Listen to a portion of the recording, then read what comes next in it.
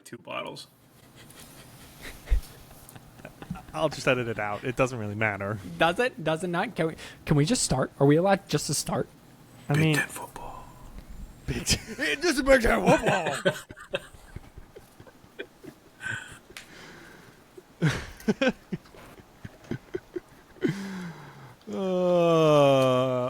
We're keeping it in. It's the 4th&1 podcast coming at you live from Lancaster Lidditz and the moon.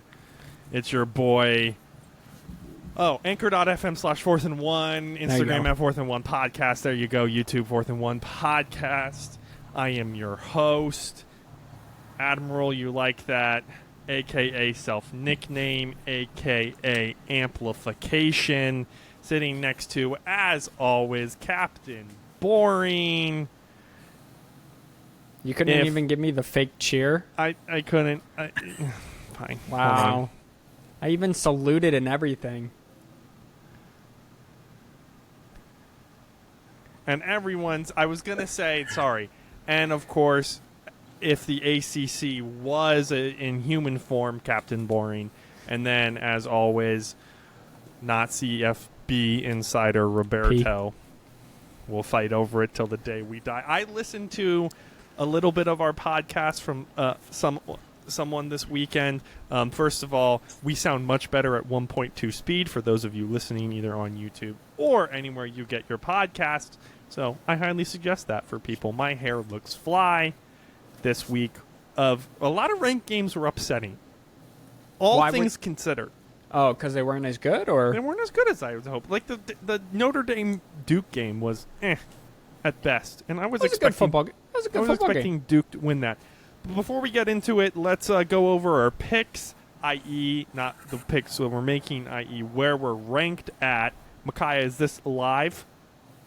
This is live. Yes, these are live standings. Those are our live standings. These are our live standings. Well, Robert 6-8. Life sucks plus his 1 on a push. Life sucks to suck. However, he is leading in the spread pick'ems. He is up. Woo. We are 1 game behind or 2 games behind. I don't remember exactly. We're 2 games. 2 games behind. Unlike Micaiah, who's 3 games behind, 7-8, and you can all bow down to your money-making champion. It's your boy, Admiral. You like that? You like that? I'll give it to you. 10-5 on the season. No one saw it coming. Who had this on your bingo card? Because you pick easy games. Pick hard games. No, that's not the point. The point is to make the shmoney. Hold on. I probably have. Our things are all over the place. So you keep saying you're supposed to organize them. We're supposed to have an intro by now. And then. Anyway, so there's a lot of doubles in there. Yeah, I have to yell at our intro guy. Okay. Speaking of things that we have on our bingo card, Micaiah, you got some surprises for us, don't you? On the bingo card? Yeah, on the bingo card, the 2023 bingo card. Besides Travis Kelce and Taylor Swift, no one had that on their bingo card. Yeah. Who had Kentucky at 5-0 on their bingo card? Raise your hand. And I'm looking at you two. JMU 5-0. Raise your hand. All right. What about? Actually, I kind of had that one. I'm not gonna lie. All right. Yeah. I that's fair. What about Maryland? Who had Maryland? No. Raise your hand. All right. And I know you both had Louisville at 5-0. However, I think the shock of it all is the Air Force is at 5-0, ladies and gentlemen.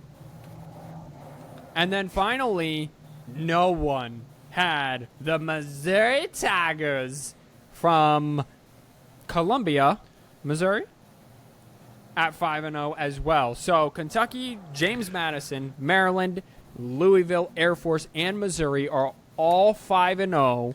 Missouri's ranked, Louisville is ranked, and Kentucky are ranked. So the only unranked of the bunch are James Madison, who still can't make a bowl game, which is still such BS. I can hardly contain myself. And Maryland, who's going to the Horseshoe this weekend to play Ohio State. Oh, they're going to the Horseshoe? I thought that game was home at Maryland.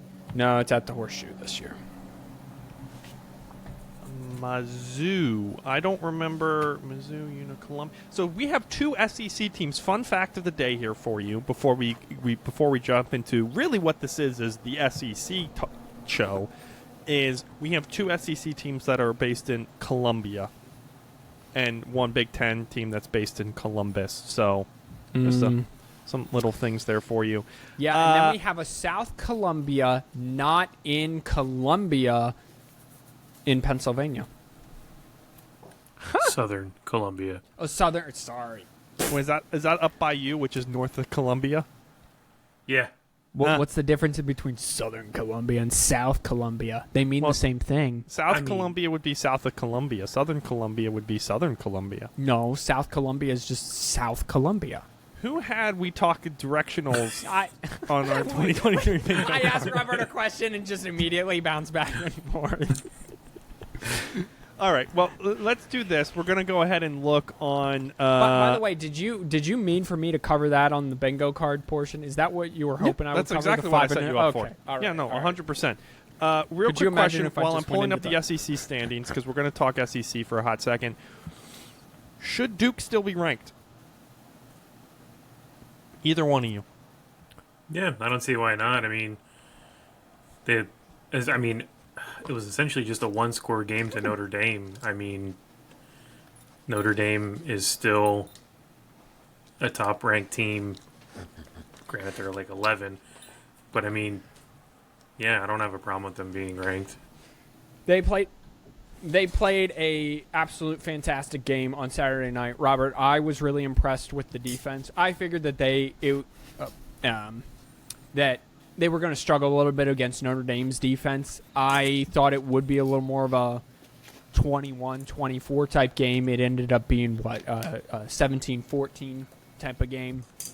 And it was the final score. Notre Dame came out on top. They kind of got back their heartbreaking loss that they had the week prior to Ohio State, and they broke the hearts of Duke by driving 95 yards in a minute and 40 seconds. Sam Hartman won that game. They brought him in to win that game. But, yeah, I have no they should still be ranked, in my opinion. I thought for most of that game they were toe-to-toe with the number 11 team in the country. That doesn't change. However, Riley Leonard did hurt his ankle, so I don't know if that's being taken into consideration. The more I listen, I watched a little bit of that game while playing poker and drinking bourbon on my Broadway weekend. How much college football do you watch? Okay, so here's the funny thing. We're week 5, right? Week 6, week 5 plus 1. Kind of like Robert's results. Record, sorry, there it goes. Yeah. And I've probably watched a total of 7 games, maybe 8. It's sad. The annoying thing is after week 1, I've been busy most Saturdays. I watched the first 2 touchdowns of Michigan's game, speaking of, on Saturday, and said, yeah, they got this one handled, which they did, and went out and played pickleball because I was on a bro weekend. So this weekend is like the first weekend that I'm actually going to be able to sit down and like watch games, which I'm excited for. Robert, how many games did you watch on Saturday? Probably a low ball answer would probably be like 8. Yeah. Okay. All right. That's what I thought. So the thing is like I'm just the comedic relief. You two are the experts, and that's how this rolls. But yet you're the one who's 10-5. Yeah. But you're the one who's 10-5. Because I still pay attention, and I also pay attention to what you guys are saying, like most people should. Michigan. If you go 3-0 this week, we are combining, and we're just doing the podcast pick, and it's just going to be whoever you pick. By the way, that's how this is going to work. Well, okay. Me and Robert are going. We're just going to take a breather. We're getting too beat up. We're throwing too many picks. We're not seeing the defense right. So if you do another 2-1, 3-0, and we're terrible this week, we're just going to let the backup come in and get some garbage time. We're going to rest our eyes and be able to see the defense the week after.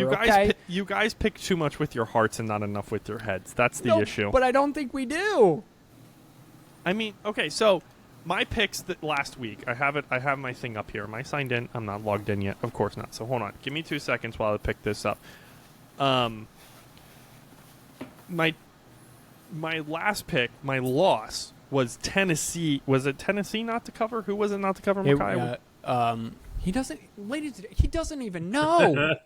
He doesn't even know who he picked. It was Arizona to cover against Washington, it was Washington to cover against Arizona, who yeah. let them come back into it. And Mackay's, Michael Penix is the best. Well, who couldn't beat an Arizona team He beat the by Arizona 17 and a half, by 8, He beat him. by 18? He beat You him. should be okay, Michigan, calm down. He beat But him. yeah, the Iowa-Oklahoma game, that was an Iowa State-Oklahoma, over 47 and a half. And Michigan-Iowa, that one was also... Okay. Listen, if First the of all, casino's going to give me good odds, I'm going to effing take them. Do All not- day, every day. Do not give me the answer that is, duh, Oklahoma, Iowa State. Up until that point, Iowa State's defense was fantastic, and their offense could not score any more than 3 points. Yeah, and unfortunately, I don't have the stats in front of me, but I think Oklahoma, up until last week, and I don't know, was averaging like 43 points a game. Did they have two 70-point wins? Me and Kerry did the math. It was only like 34 points a game. Only Yeah. 34 points a game. Yeah, The we did the over-under math. was 47. So you need 13 more points from Iowa State, which is 2 field goals and a tutty. Yeah, Robert. That's did you what have, Washington did you let have, Arizona give up in the fourth quarter. Did Robert have faith that Iowa State would be able to score 13 points? Yeah, I mean, I figured it would Okay. be 13. I mean, Stop. they're gimme points. Like, if you can't score 13 points, Because they're Iowa State. I don't care if they're Northwestern. Northwestern scored more than 13. Northwestern won a game this year. We They've had won them being two. relegated Two games, to the actually. championship, and that's not even the same sport. Wait, they won Yeah. again? They got Yeah, one less win They than beat Minnesota LSU at this point. 2 weeks ago. Yeah, and then who was their second one? No, they won against Wofford, I think, in like week 2. one of their trash games. Yeah. Yeah. And then they beat the win. Minnesota. Wow. Wow. Okay, I'm not going to talk about Michigan because we've already moved past it. Let's talk about the SEC because we're Wow. seeing some All right, up. fine. No one It's cares. fine. Guys, here's Michigan. They went up 14-0. They did a really good job. Surprising. They let a garbage touchdown win. They covered for the first time this season. That's all you need to know.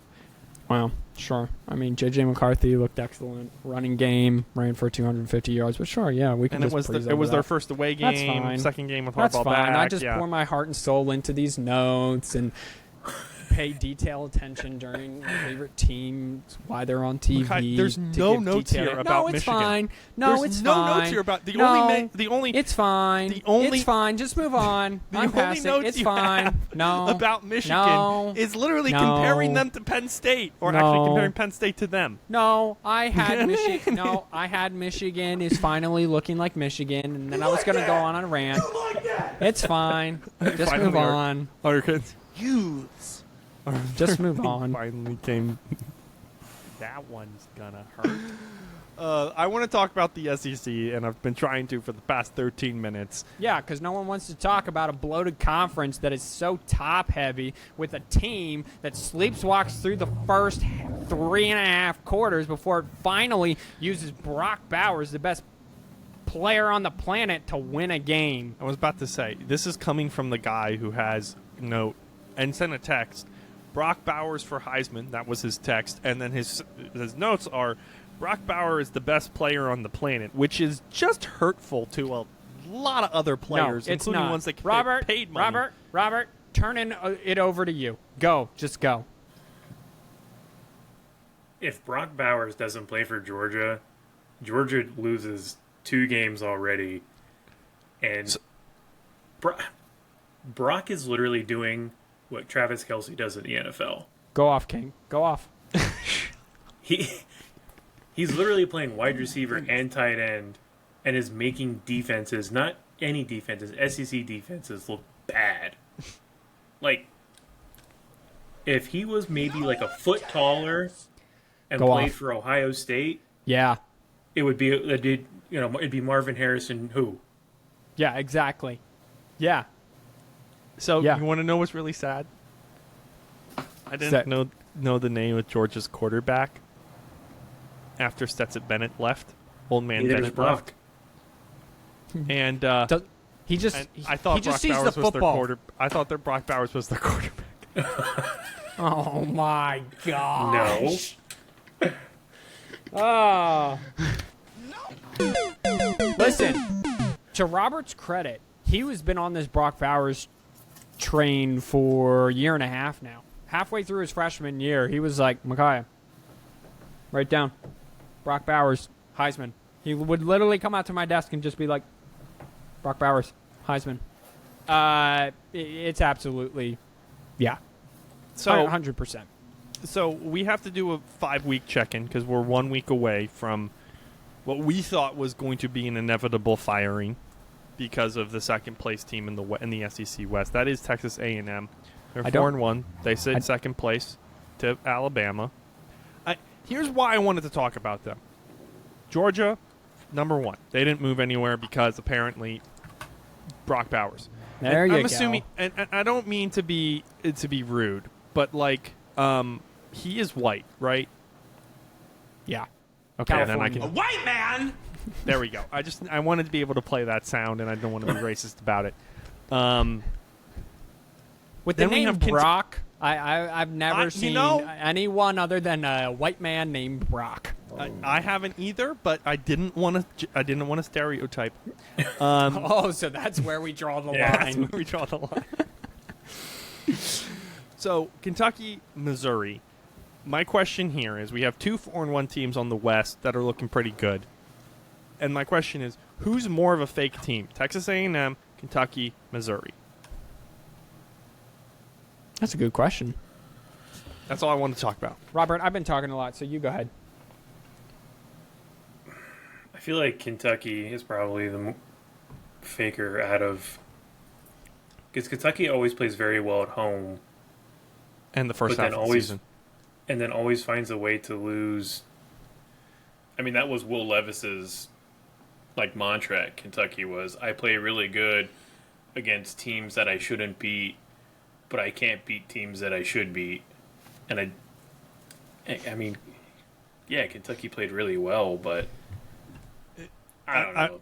It's I think people are kind of getting. Listen, Kentucky's good. However, they played up until Florida last week. They had played the easiest schedule, I believe, that Pat McAfee kept saying on game day. Now, listen, I was never a believer in Florida after what I saw Utah do Besides to them. Michigan's first 4. And Graham, it's even worse than that. I mean, yeah, it I'm is. looking at their schedule: Ball State, Eastern Kentucky, Arizona, Akron, yeah, Vanderbilt, Florida. yeah, it's not world beaters. And trust me, I know the faults in Michigan's schedule, but it was worse than Michigan apparently by the metrics. I'm going to say,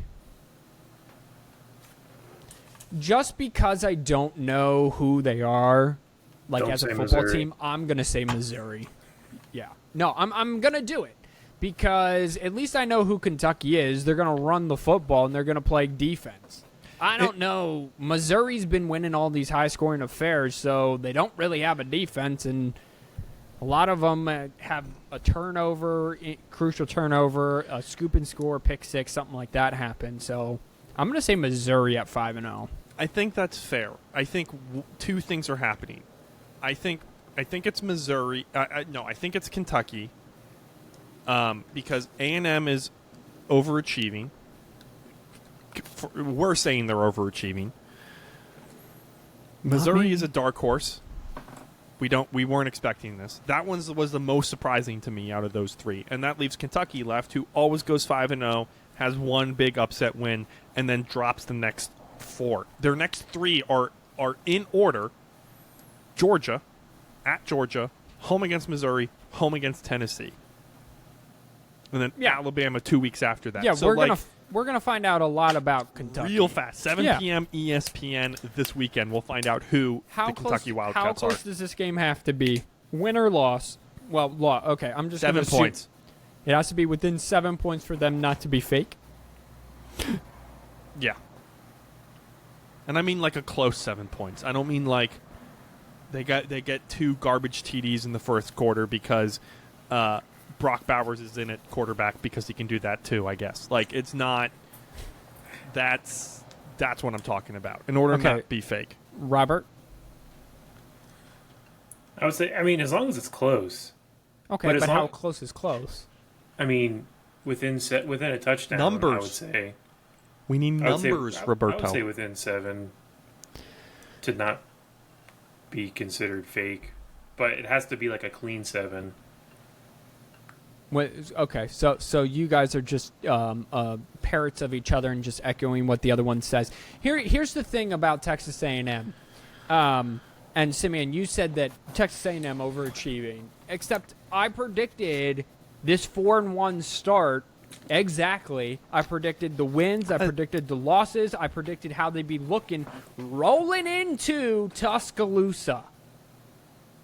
And then what did I predict? They're going to lose, and then they're going to... But the issue is those 4... The one loss was a good loss. And well, now it's not. That was Miami? Was that Miami? Right? It was Miami, yeah. Yeah.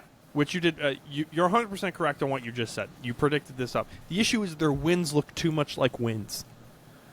Last year, their wins didn't look like wins. Their wins looked like they had to fight for everything. But I said that their offense would be better, and they would be good. But they're going to roll into Tuscaloosa. Listen, did you not hear me just say that you were right?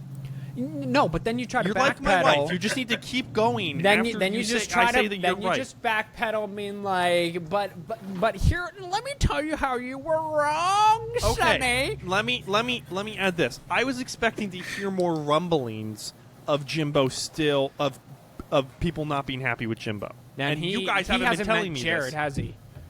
Yeah, for real. Oh my goodness, I haven't dude. met Jared. Hey, he's an A&M fan at work. A&M fans are still not happy with Jimbo. They still want to run him out of town. Listen. All right, good. If this is not a... Here's the question. If this is not a win, they're going to want to get rid of him. Who's more...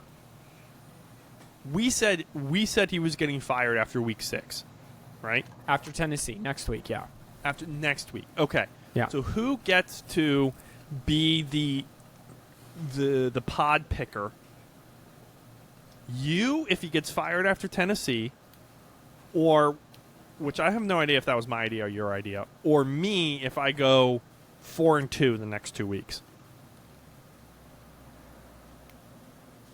Who gets to be the pod picker? Yeah, as in who's more... So you have to go... Well, that wouldn't mean... You mean 6-2 if you go... I picked... No. Oh, no, 4-2. We picked 3 games. games. Yeah. Yeah. So if you go 4-2 next 2 weeks, or if Jimbo gets fired after Tennessee. Who's better, you or me? That's basically what I'm asking. Well, we'll let Robert decide who's better. If Jimbo gets fired after the Tennessee game, I would say the Jimbo pick, just because the 4-2 picks are definitely David. Not easier, but they're more manageable. Like there's not. If Texas A&M comes out and says, "Jimbo, you're out of here," after losing to Tennessee, it's like, okay, we kind of predicted that, but a lot of other people might not have. Where if you go 4-2, it's like, okay, Simeon went 4-2. What happens if Simeon goes 0-6 and Jimbo doesn't get fired? Then who's the podcast picker? Me. Robert, by default. Robert, sitting with that 100%. little 6-8-1, that little push, baby. If I can land another push. Let's go. That would be almost Let's more go. impressive than me going 6-0 the next 2 weeks. right. I'm not going to lie. Robert's striving for pushes. Yep. Those pushes in the AKA season. Roberto, a.k.a. striving for pushes. Dun, dun, dun, dun, dun, dun, dun. Apparently. Okay, let's go to the top 10. Actually, no. Let's go to the Big Ten. Heyo. Top note here. Micaiah, I didn't see... Nope, that's true. I watched... all the games this weekend, I watched the Penn State game the most. Yeah, because I was good. with Penn State people. Because I couldn't see how that game was going to end up. I mean, tell me about it. Literally, tell me about it. I watched it. literally, Yeah. no. Yeah. So it was, listen, 11 o'clock start there in wherever Northwestern, Evanston, wherever it is. 11 o'clock local kick. Lots of Penn State fans there. Bad offensive team. Good, solid defensive team, but only going to hang around. So it was a 10-10 ball game at halftime, and you just knew Penn State was going to make the corrections, come out, short passes, running game, and just end up blowing Northwestern out. I had the under, and Northwestern kept going for it on their own end, which gave Penn State all these short fields to score touchdowns. So if they had not done that, I would have hit. So I'm not a big Northwestern fan right now. So they basically did what Michigan did last year to teams. Great defense, hang around, and then once they get that lead, their running game is very elite. Robert, I want to ask you a question, though, about Penn State. Drew Aller, we've seen him 5 weeks now. That offense, that passing game didn't look exactly awesome against Northwestern. Running game good. Is it good enough to beat the big two, the two teams they haven't beaten yet? I mean, it's certainly not going to beat. It's not going to beat Michigan, because Michigan's rush defense has been very good. Probably not going to beat Ohio State either, because Ohio State, I mean, they put a shutdown on Notre Dame, and Notre Dame has a really decent rushing offense with Estime. I mean, Penn State's not explosive. Yeah. I mean, other than when they played Delaware, like Illinois, Iowa, Northwestern, they didn't have a touchdown longer than 20 yards. Like, that's, for somebody who ridicules Michigan for not having the big plays. Yeah. Penn State is, like, worse at that. Well, I mean, I would take that. I would 100%. You're All right. I do ridicule Michigan for that. Now, that did improve against Nebraska, but no, you're right. It did. Their offense, for how talented it was, lacked explosive. Not the insider here. I need the insight. Have you heard anything about Katron Allen? Because he did not play for a majority of that game. He got dinged up and then was out for the rest of the game. Yeah, I mean, I think it was just an early exit for him, but Katron Allen's like the best running back on the team, surprisingly. 100%. Like, I expected Nick Singleton to be the feature back, because he looked like he was the feature back last year. And Katron Allen was still very good, but it seemed like Singleton was the one that got, the big runs, the explosive runs that you expect to see. But this year, it's like Katron Allen has taken the team by storm.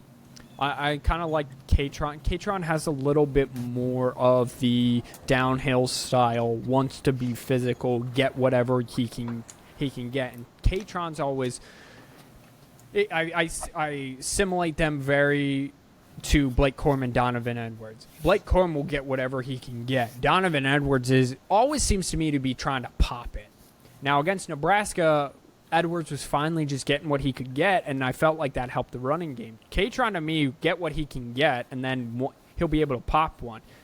Singleton always seems to wants to be able to just take an off-tackle run and just try to pop it all the time. So if he's out for an extended period of time, that's a big loss to an offense that, as you said, is not very explosive or hasn't been up until this part in the season. Sorry, I'm looking at picks. Go. To me, you just want me to carry the review since you've watched negative 4 games? I think Katron Allen, to answer the question that I don't know what Robert's answer was, I think it was good, because it didn't sound good to me. But I think he got dinged up. I think they knew that at the end of this game, especially when their Northwestern's backup quarterback went in, I think they're like, Singleton's got this. We're resting you. We're not going to chance you getting injured against effing Northwestern. So you sit, bruised thigh. He'll come back next week and destroy somebody, destroy some O-line probably. Speaking of nothing at all, because I don't have a transition to this, as Admiral You Like That is still looking up picks. Robert, we're just going to jump right ahead here. I'm actually going to jump back in time to the SEC. Last week I said LSU going to be there to the end. LSU going to be there to the end. Yeah, okay. You said week 1 after the Florida State, you said loser Florida State LSU 4 losses. Well, guess what? LSU suffered a... First of all, how exciting was that game? Second, they now are halfway there to those 4 losses. So LSU doesn't have a defense. Great offense. Question for you, though, and here it comes.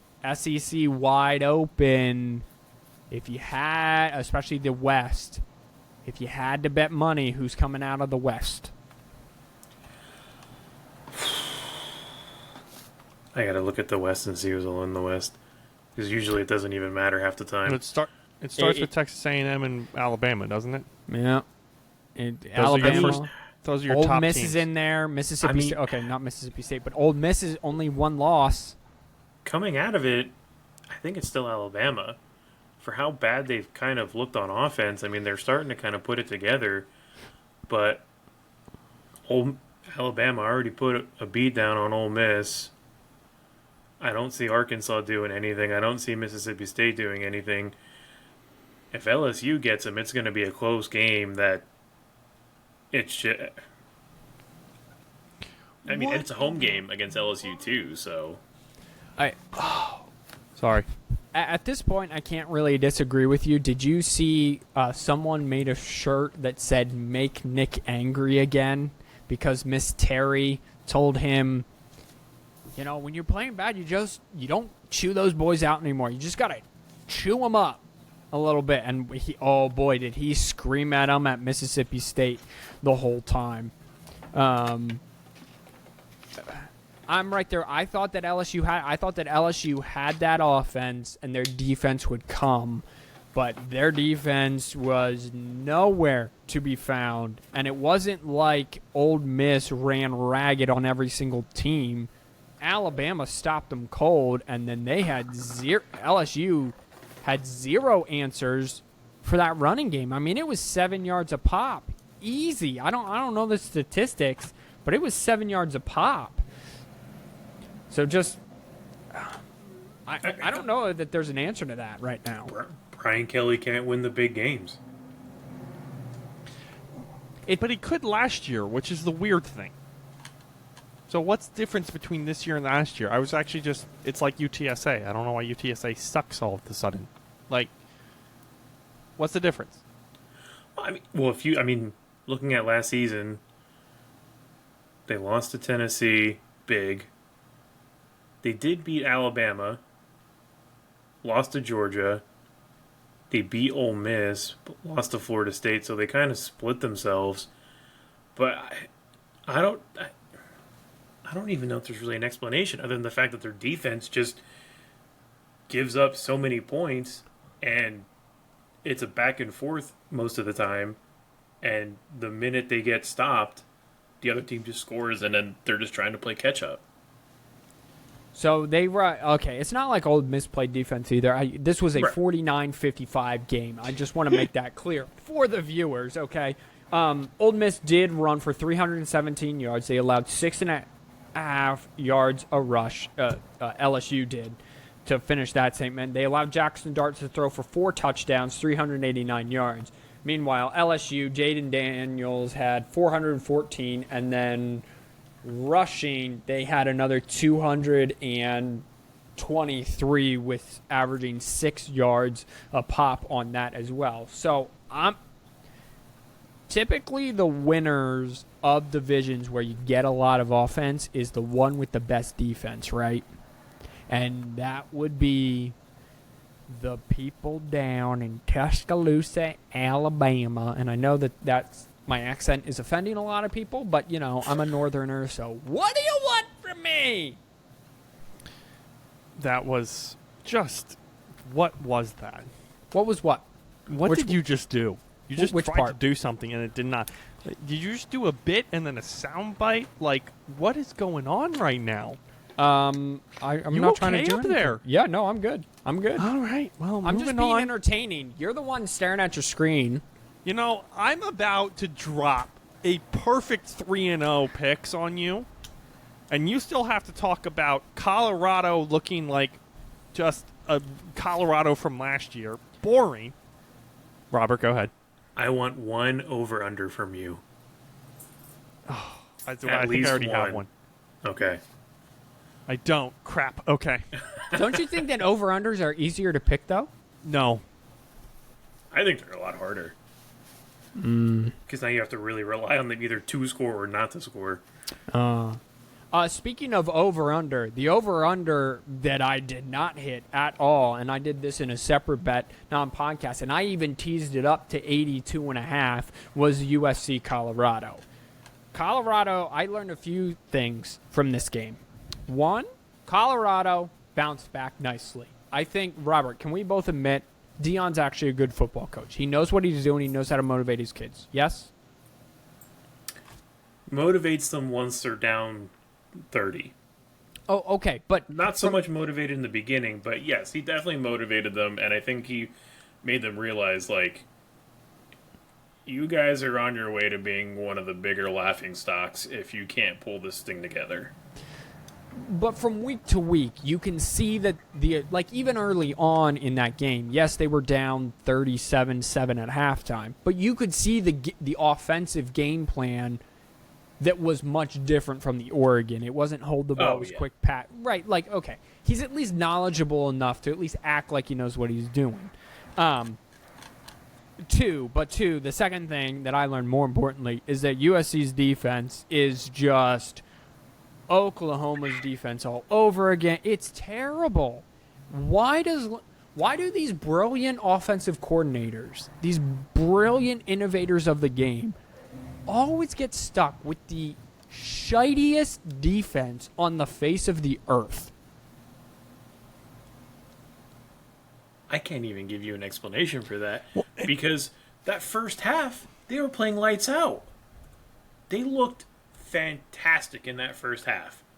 They came out, and it was just a case of they didn't make any adjustments. They were like, this is how we're going to play it because Colorado's not going to change anything.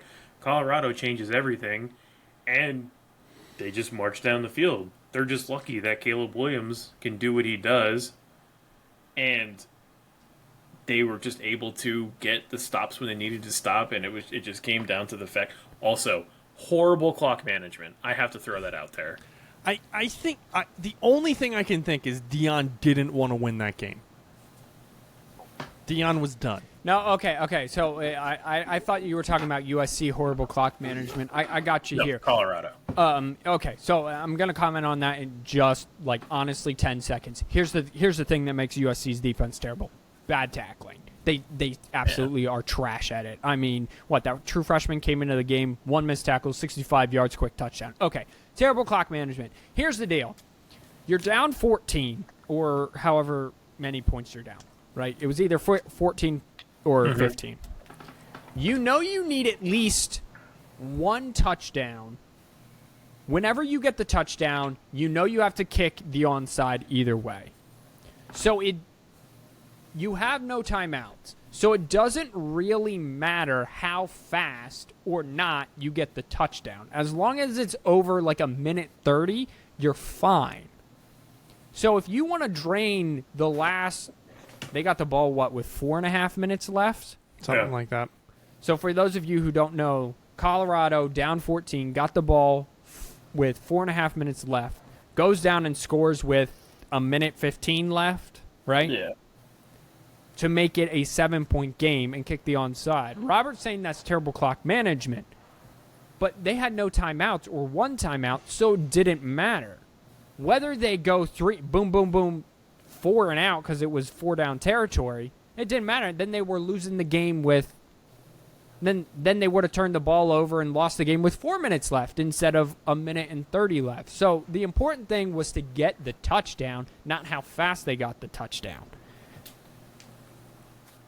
They didn't have any timeouts, but they were running the ball. Right, but it doesn't matter if you score the touchdown.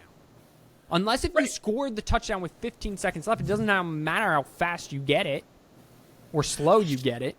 No, but when they are driving down the field, okay, so they would complete a pass, but it was like there was like 15 minutes on the clock. They would get it, and then they'd kind of mosey down back to the line. They'd do their thing, and then they'd all stop and they'd turn and look at Dion, get the call, then they'd come back. It was like there was no urgency. Like, regardless if you knew you needed to score a touchdown and you weren't going to have any time, like, there was no urgency. Whether, like, that's... So if you know you're not going to win that game because you're not going to have time, you at least still have the urgency to do it because eventually you're going to be in a position that you have to do this. Okay, so say they go down the field, they get the ball back, they go rush down the field, they show urgency or whatever, they score 3 minutes 30 seconds left. They're not seeing the ball again, so it doesn't matter.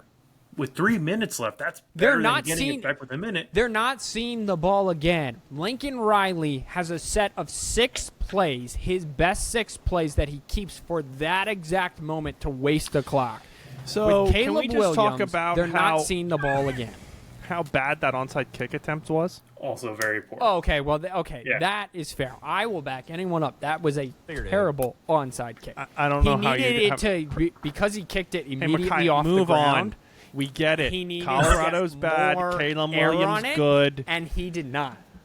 No, but you guys are wrong. You guys, it's bad clock management. It's not bad clock I management. didn't say it was. I said he gave up. I'm Bad still clock standing behind the management. bad All clock right. management. Well, Notre Dame's offense is a problem. We're going to find out if it's fixed this week against Louisville, who doesn't have a top D. And I think Texas is for real, so much so that my top 10 has changed, and I have Texas number 1. I have Florida State sitting at number 2.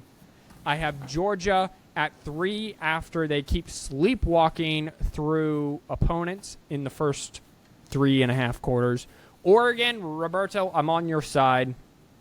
Of the 3 top 12 Pac-12 teams, best offense and defense combination.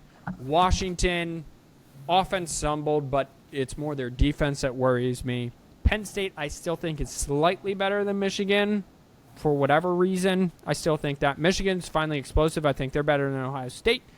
Ohio State's at 8, ahead of Notre Dame at 9 for obvious reasons, and then SC very close with that defensive performance to dropping out, but they are at 10. So that is my top 10. That was a very good top 10. Thank you.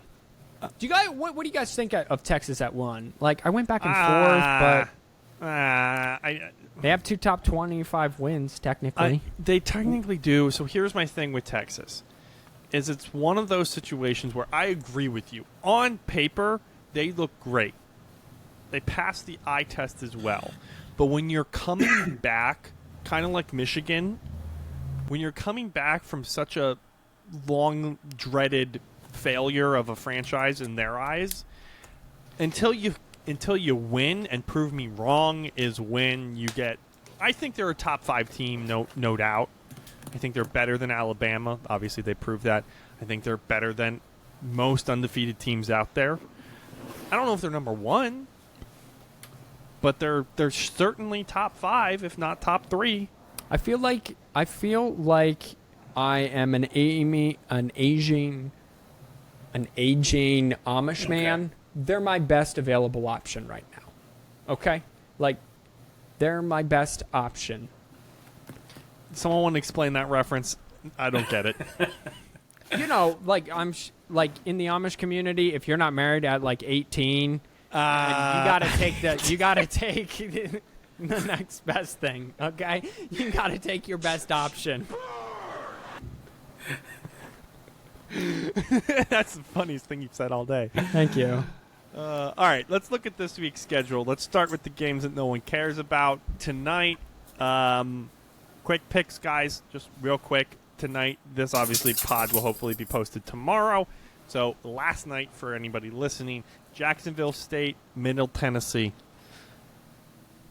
Give me J-State, knowing nothing about either team. I love this. Perfect. So the real question. Oh, Robert's trying to get data on this. Robert, that's not what this type of No. thing is. Let me ask you this question. Middle Tennessee State, because it's Johnny Red Floyd Stadium. That's a cool name. I like that. That's a cool name. Tennessee State. Give me Sounds the like a win. whiskey. It does sound like a whiskey, actually. Out of those two games, which one are you watching? 8 p.m., 9 p.m. What's the 9 p.m. game? Florida International, New Mexico State in Oh. La Cruces, New Mexico. Well, I'm going to bed, so I know you're neither- not watching either of these games, Micaiah. Calm down. I'll probably catch the first quarter of Jacksonville State. There it is. All right, that's fair. I wouldn't want to stay up for Florida International either.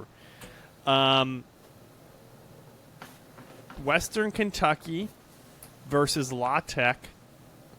Sam Houston, Liberty, 7 and 8 again. This is Thursday evening. What are you staying up for?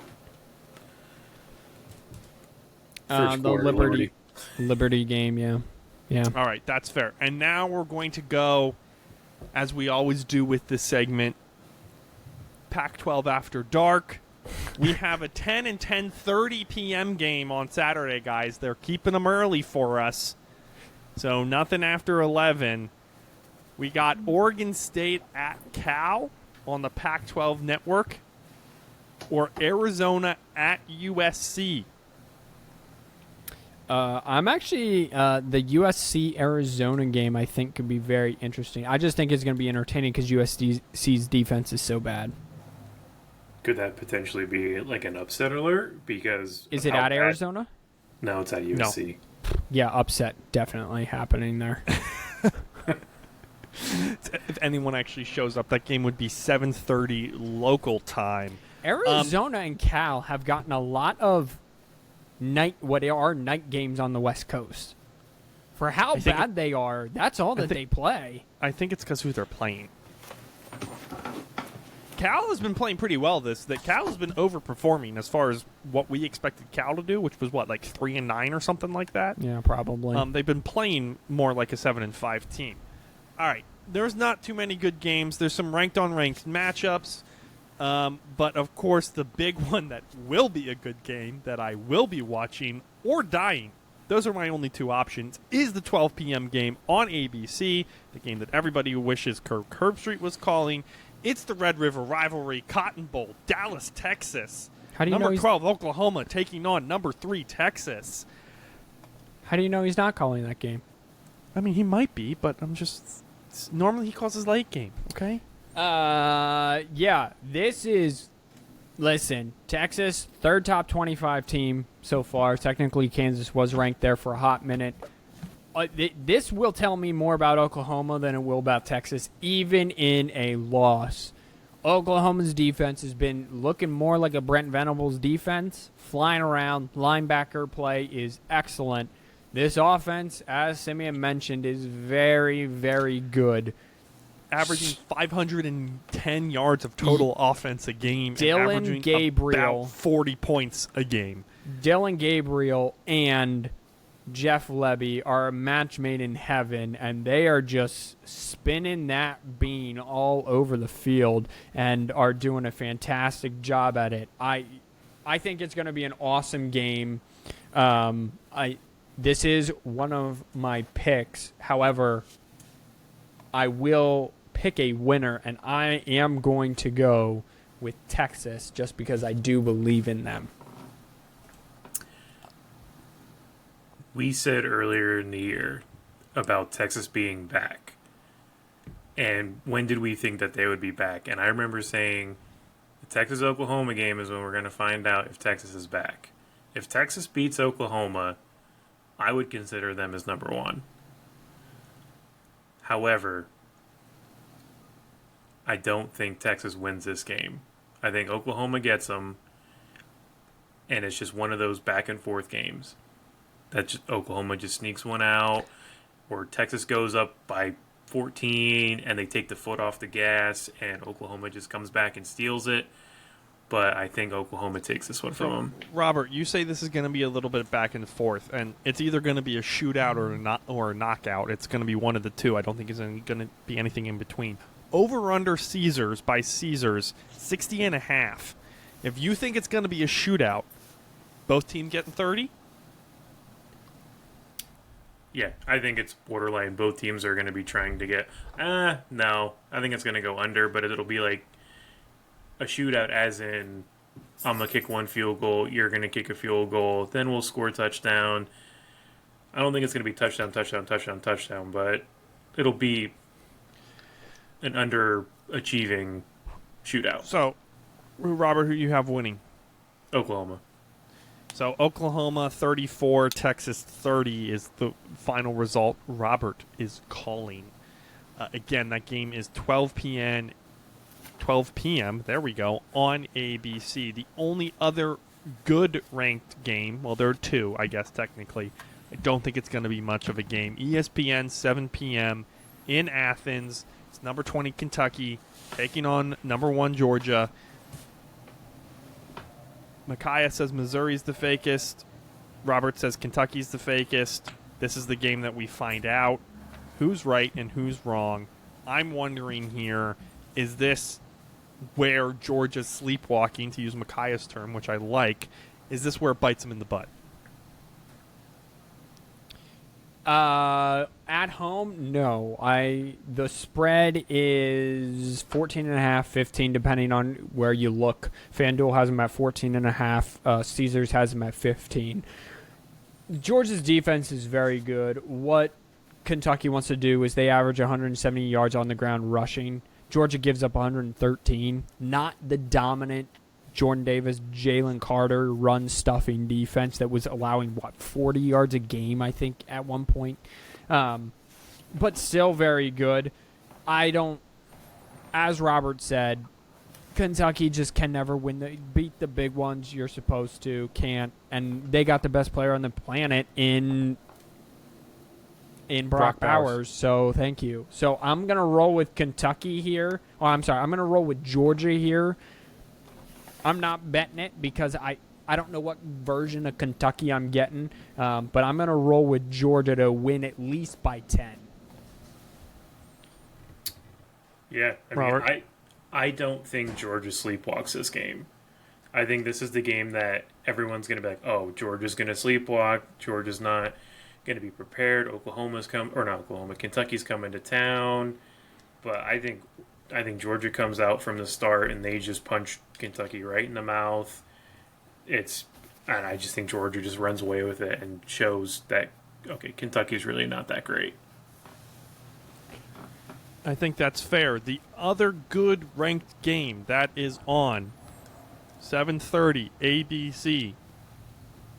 I'm assuming this is where game day's at. Are they in Kentucky? No, they're at the Red River Rivalry, Texas, They're at the Red Oklahoma. River Rivalry. Yep, That's a much better choice. In Louisville, in Cardinal Stadium, undefeated Notre Dame takes on undefeated Notre Dame takes on undefeated Louisville.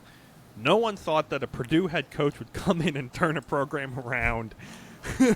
No one had that on their bingo card for sure. You're right. It's a 7:30 game. Tickets as low as $53. Clearly nobody wants to watch that game. Is this upset, Robert, since we let Mackay go last time, is this Upsetville for Notre Dame? I don't think so. I think Notre Dame keeps it rolling. I think Sam Hartman is going to have a much better game against Louisville. I mean, it is at Louisville, which does add a little bit more of pressure, but I think Notre Dame is tired of people kind of not making fun of them, but questioning them. You know, they lost to Ohio State, tough one, but I think the run game gets back on track. Sam Hartman has a great game, and it's just one of those unfortunate things for Louisville. I was an idiot. I said 5-0 for Notre Dame. I forgot if they won or lost the game to Ohio State. They, of course, lost it with 10 men on the field. Micaiah, I don't know. Looks like Notre Dame's more the complete team, but again, who knows with a Louisville team who has great wins against Georgia Tech and Murray State to their name.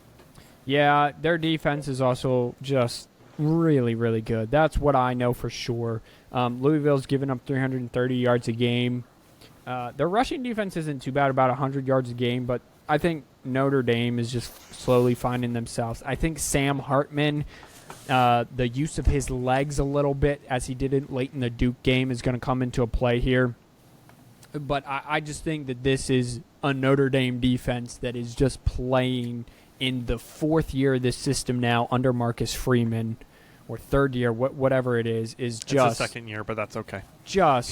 Well, no, it's going to be third because he was the defensive coordinator. Going to be outstanding. So I think that they keep that high-powered Louisville offense that's averaging 500 yards a game down a little bit. I think you're right. Over-under is 54, according to Caesars, because I'm on ESPN. Notre Dame minus 6.5. Guys, I don't think this is going to be a game by the second quarter. It won't be if Sam Hartman remembers he has a streak of no interceptions with 14 touchdowns on the season. I think he's going to be fine as long as they remember to put all their men on the field.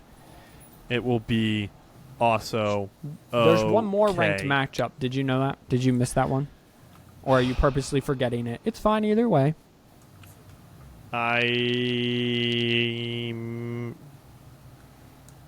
Louisville, Missouri? LSU, Missouri, but yes. That's what I meant. I'd rather watch Kansas State, Oklahoma State on Friday than watch that game. So, yeah. All right, well, we talked about Missouri. That's one of those games that both of those teams are ranked because they are in the SEC. Now, good on Missouri, but I think it's very possible that Missouri is going to win this game.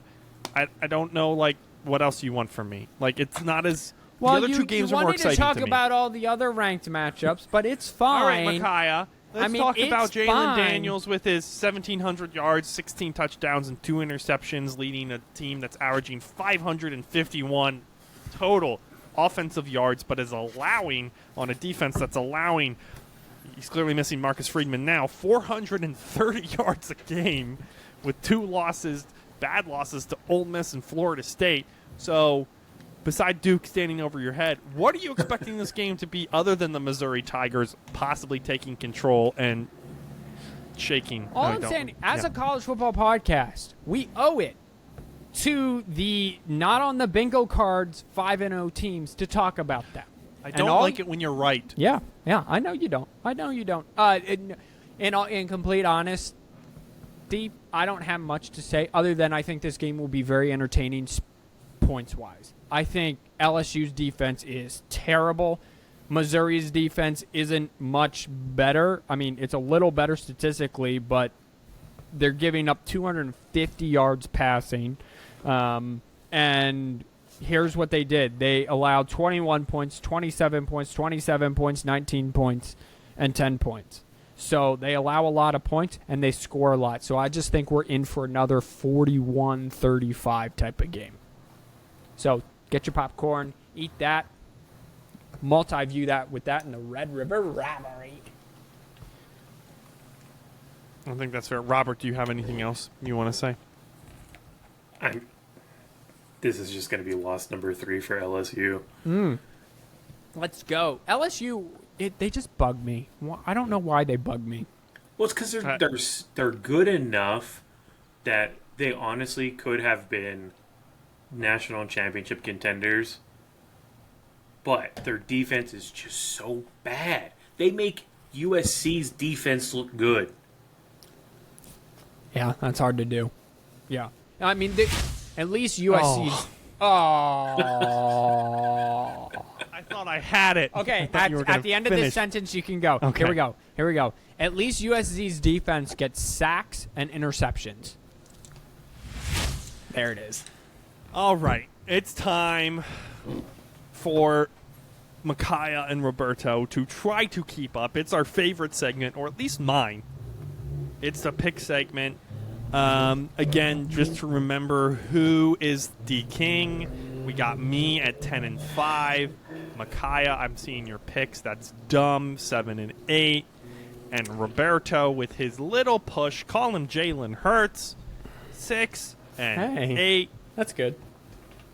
And we're going to start, since you're in last. Robert, what's your first pick you got? First one I'm going to roll out there, Colorado minus 4.5. I feel like that one's a gimme. Lay up. dunk it. Short Like, and sweet. yeah. Who are they playing? For Arizona the State. listeners? Yeah. Yeah, no, that Well, was a good pick. I aren't saw you- that one. Vegas think about might it. know a little something here because that line did stick out to me as weird with how because it should be Colorado double digits. It's a road game, I think, is what. And the last road game, they kind of lost by almost 70. Okay, well, like who shows up to Arizona State games though? I'm hoping Colorado does. It's It one of would the be top party schools in the nation. Also, Robert's joke was funnier. So, so people are yeah. going to be doing cocaine in the parking lot, not in Yeah. the stadium. Well, they'll be doing cocaine and then going into the stadium, so it'll be I- ruckus. And if Arizona and they'll stay also. This is the first week that Colorado did not have the highest ticket, Oh, the most yeah, we expensive forgot. ticket. We didn't play the game. Look at Robert doing a better job than us. Who was it? Oh, the Red River rivalry. Oh, yeah, Oh. yeah, It's like Yeah, 276, and the Colorado was like 170 something. yeah. Okay, yeah. I could see that. I There would you imagine that the two ranked games, Notre Dame, Louisville, was probably pretty up there as well. I would assume. All right, Simeon, who's going next? You. going? Okay, I'm going first. All right, well, I'm going to start off with the Red River rivalry. And I had to consult Roberto on this because right now we just trying to get back to 500. We both trying to get back to 500 right now. I'm one game away from it. Here's what's going to do it. I like taking games, one game in each time slot, so I have something to root for and watch. That's where you mess up. Okay, well, I don't have a good comeback for that. I'm going to go with Texas's defense and Oklahoma's defense, keeping this thing low, scoring enough to where it's entertaining, but it's a good football game, which is what I think we're getting. Even Alabama, Texas was only 58. You set the over under 60.5, and I am taking that under. I think it's a 24-21, 27-23 type of game. Okay, interesting. Well, Heck, here's the deal. I'm the best there is, plain and simple. I mean, I wake up in the morning, I piss excellence. we start off. I went deep into the schedule. Very, very deep. And we're going to start off with something nice and easy. Oklahoma State plus 11.5. This is kind of their thing. They're on an off season. However, I think Kansas State's going to win this game, but I think Oklahoma's going to keep it close just because Oklahoma has the better defense. That's about all I'm going off of. Really, Wait. they're only scoring 22 points a game, so I think their defense is going to keep them into it. Okay. All right. Yeah. Are we doing it snake or who's going next? No, You're the Robert. host. Why We're don't you going in a host? circle. We always go in a circle, Well, guys. I'm going to go for layup number 2. Here it is. okay. Oregon State minus 9.5. Because They're playing Cal. They're playing Cal. It's Cal. Cal could be ranked number 1, and I would still take Oregon State minus 9.5 over Cal. Cal has showed up a few games, so I wouldn't. I'd watch out. Could Cal have Marshawn Lynch and Deshaun Jackson back and you still take Dude, could you imagine? Oregon I mean, State? Have to be Oregon State minus 3. I would do, but 9.5 would be a little too much at that point. All right. Well, since we're going into the circle, I'm going back to my bread and butter, which is over-unders, because that's what I've had most success with. Here's the deal. Kansas doesn't play defense, and neither does USC. Well, they do, better than USC, but they don't. UCF, University of Central Florida. Yeah. Central Florida, whatever. Southern California, they play defense the same. Okay, so the over of this is 64.5, and I am Ooh, taking David. this. I think it is a 34, 38, 35, 32 type of game, which gets me that brilliant over 64.5. And I think that's layup number dose. I'd like to take this chance to apologize to absolutely nobody. The double champ does what the he wants. We're going independent football. Not only are we going independent football, I honestly forget who they're playing. I had the tab open of who they're playing. Oh, yeah, it's right here. It's Toledo versus UMass. Toledo 19.5, leading the MAC. We have some action here.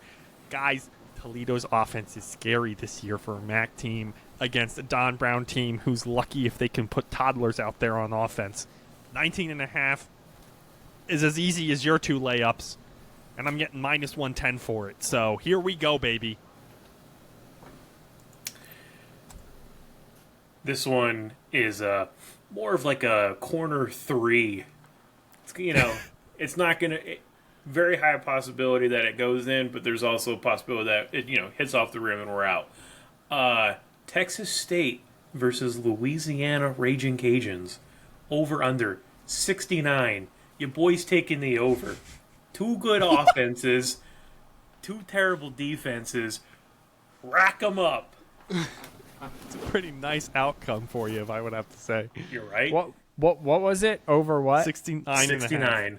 Woo, Oh, baby. 69 straight up. 69 straight up. All right, so we're looking for another push here. Okay, hold up. Someone in the odds department was having a little bit too much fun when they Yeah, put that one in absolutely. the computer. Saw the number, took it. All right. Okay. Well. Here's the deal. We're gonna stick with the basketball theme. This is a Shaq on the block against a 5'10", 150-pound white man, which is myself. Okay. You're telling me I get Notre Dame minus 6.5 with that awesome defense against Jeff Brom. I understand it's at home in October, so the upset is coming. But here's the deal. Defense reigns supreme, and the killer against a Jeff Brom offense is a team that can run the football and play amazing defense. So give me Shaq, a little shimmy shake, turn around, and shattering the backboard. Notre Dame minus 6.5. Of all the layups here, that one's the most layup-ish. Well, we're about to see. that you're We're about to saying, see but, Saturday, boy. We're about to see Saturday, boy. See, I think what we're most spectacular in my winning, I think what's most spectacular about them is just the ability to pick the small games, the games that no one sees coming, and you guys go and you get into these games that are going to be on national TV. People show up to play. Defenses show up when they're not supposed to. Offenses choke when they're not supposed to. And so that's why I'm taking the other bingo card, a team that no one had averaging more than 6 points a game. That's the Navy midshipmen. And I was challenged, nay, called out by Roberto to do an over-under. Ladies and gentlemen, we are taking the over at 61.5. North Texas in Annapolis.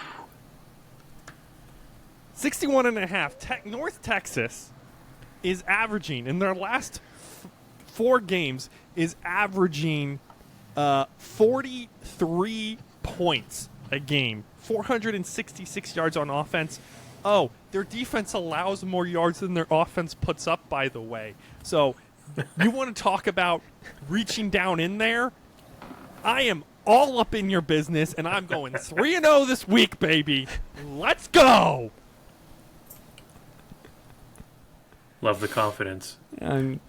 Oh, we're going to roast you in that group chat as soon as one of these teams loses. 100%. We're going 1 and 2 this week. Guys, it's been the 4th&1 podcast. Thanks for sticking around a little bit extra. I hope you listen to us on 1.2 speed. Wash your hands, you filthy animals.